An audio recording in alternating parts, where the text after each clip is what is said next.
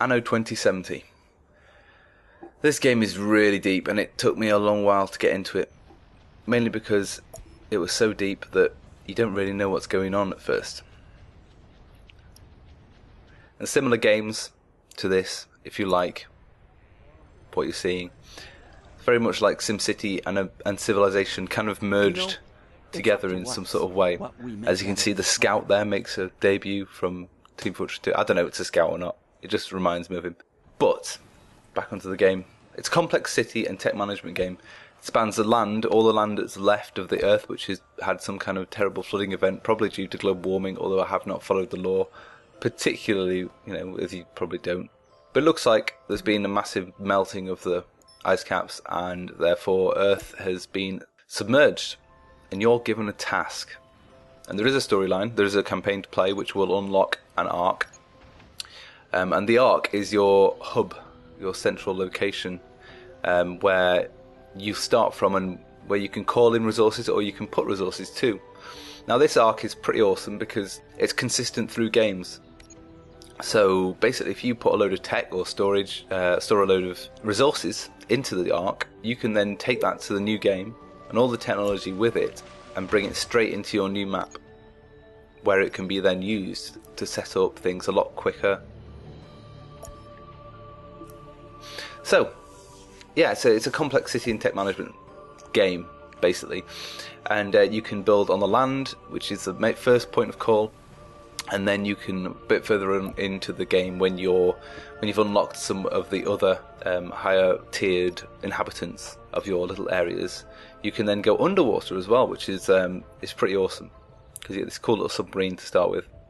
So the factions, you get a few factions to play as. Well, two factions to play as, really. As when you actually start the game. You can choose to be the Tycoons or you can choose to be the Ecos.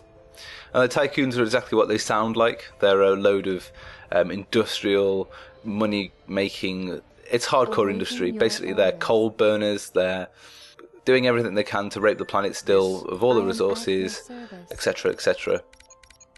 Whereas the Ecos try and take a more friendly view, and they are a bit more kind of loving of the earth, let's say.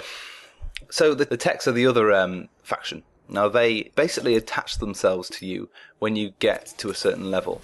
They kind of pop up and say, "Wow, you're awesome. We like what you're doing. We want, for 10,000 credits, you can have all our technology," which is great because their technology is awesome, and they're the guys who let you go underwater and get oil rigs and offshore wind farms and all these kind of cool stuff that really kind of helps boost your productivity. And they also let you research things, which opens up new tech, which then you can plug into your facilities and the Ark itself, which would then boost production or anything. There's lots of things you can boost with that. So what do I like about it? It's complexity. It's really complex. I mean, when you first get into the game, it's almost bafflingly complex. The multiplayer flexibility is awesome. So what I mean by that is, in Civ, you're kind of stuck to the fact that you open a new game or you start a new game with someone and then you play through that game and then it ends or it doesn't, well, a lot of the time it won't end, and you kind of, you either forget to play or you're playing something else with that friend. You do spend a good few hours on it, but you just forget. With Anno, what you can do is you can start your map together and then you can carry on your map on your own. And then you can come back together again and decide which map you want to play. Or, for example, you could start a map, you could start building together, you could then carry on that map singularly alone, and then you could bring all the resources you gathered from that map, pull them together into one map and start again. You could go a lot further, a lot quicker. So yeah, so that side of things is awesome. I've yet to try the multiplayer because I've just been so addicted to the actual game itself. It hasn't really come up. I suppose I haven't really needed to because I've been learning all this time how to play the game, that I haven't really needed to worry about playing multiplayer, which is quite kind of cool. Graphically, it looks beautiful. You can do some cool things with it, like there's a postcard view. What do I dislike about it? It needs more pointers at the start. This game is insanely deep, and it gives you absolutely nothing. Eve says some cryptic things, and it doesn't tell you any of the mechanics. It's almost like there should be a manual by the side of you that tells you what to do. But saying this, there is an awesome series by Nanosuit Ninja who takes you through pretty much everything you need to know about playing this game, which I'm going to put a link to in the description below, and you'll be able to see what I think is about, well, it's a good 6 hours of gameplay and an explanation of how to play Anno successfully.